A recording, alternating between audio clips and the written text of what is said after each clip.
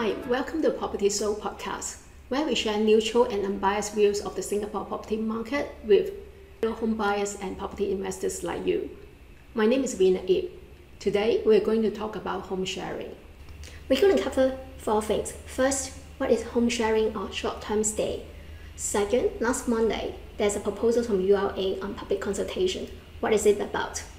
And then whether it is a good thing to leave this up to public consensus. Then why landlords they would need short-term rental these days?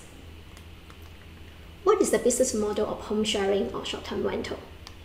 It's basically the matching of travelers who are looking for cheap or home field accommodation and owners who have some extra space in their home for rent. For companies like Airbnb at Home Away, they charge a service fee of 3% for the host and 6 to 12% for the travelers. The market leader and pioneer in the industry is Airbnb. They founded the company 9 years ago. They're growing very strong and still very profitable. For 2017, their revenue it is 2.6 billion and they're bringing a profit of 93 million. They're operating in 191 countries. But in Singapore, there's a minimum rental period of 3 consecutive months. So that's the reason why the Airbnb owners went into a lot of trouble. But there's no lack of owner listings in the Airbnb Singapore website. So you see in the papers, you'll have neighbors complaining about the Airbnb owners and ULA officers will come and inspect the place. Last month, 2 property agents just fined $60,000. Because of this, Airbnb executive told the media that they are willing to cooperate and make concessions and try to accommodate the requirements of the policy makers.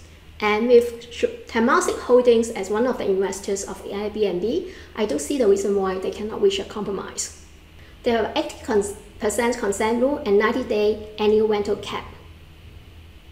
But this concession is only restricted to condominium owners. It's not applicable to landed properties or HDB owners. So if you ask the opinion of HDB or landed owners, they will fully support it. Why would they care? If you ask the condominium owners, they will also fully support it, but with the tongue-in-cheek. What they really mean is, of course I fully support it, just don't do it in my condo. Can you tell me the reason why it's my neighbors who manage to get the extra income, but it's me who get all the inconveniences?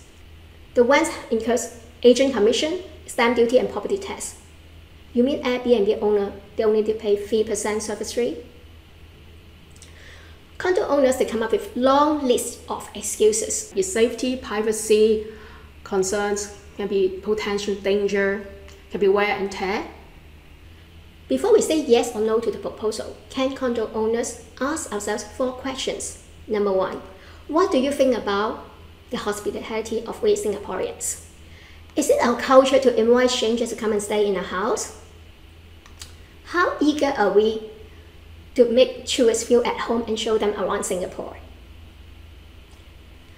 Is the motivation from aspiring Airbnb owners coming from showing our Singapore way of life or just to make some extra bucks on it?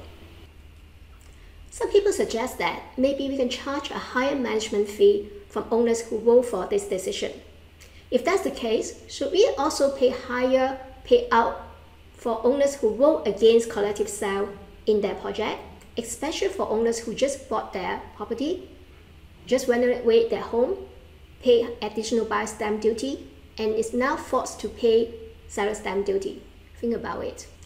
Some people ask, are we setting a barrier too high to get 80% consent from the aspiring Airbnb owners? But I think the question is, why is the government kicking the ball back to the owners? You know now the ball ends up in the court of the condo owners, right? We all know that there are differences between government policies and consensus decisions. Government decisions are building, rental, sales and purchase, construction, policies and regulations. Consensus decisions are whether we should renovate the swimming pool, whether we should upgrade to our condominium, should we go for on-board sale. These are consensus decisions.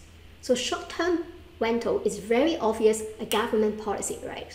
So have you ever seen that we have public consultation on minimum rental period, buying stamp duties, or property tax, or any property cooling measures? As an ex-multi-property owner, I know very well the preferences of landlords on tenancy. Our first priority is 2-year renewable company contract. Second priority, expatriates who have a very handsome rental budget. Third, foreigners who can commit to at least 6 to 12 months. If all the above are not available, then we consider short-term lease. If we look at SLX report of the private rents last month, it's down 18.9% compared with the last peak in January 2013. And ULA also report that the vacancy rate of non-landed private residential properties is 8%. In core central region, it can go up to 11%. So if your condo is an old project, your vacancy rate is higher, and then your private rents may drop 30% and above. So if you can rent out your place for short-term lease for Airbnb guests, say a shoebox unit, you can rent out for $70 a day. For 1 month, you can get $2,100 minus 3% service fee. For 90 days, you can at least get $6,000 or above. That's not too bad, right? Better than nothing. If the rental market is not so miserable, do you think that it's worth us to go for all the trouble to get 80% signatures from the condo owners? Last time, remember, we have this property tax reduction for vacant properties. But again, these have been removed since 2014. So for owners who cannot rent out their place, we don't have a choice at all. So this is better than nothing, right? The consultation period ends May 31st. It will be very interesting to see the final outcome. Sharing with you neutral and unbiased views of the Singapore property market. Again, this is Vina Ip. Thank you for watching.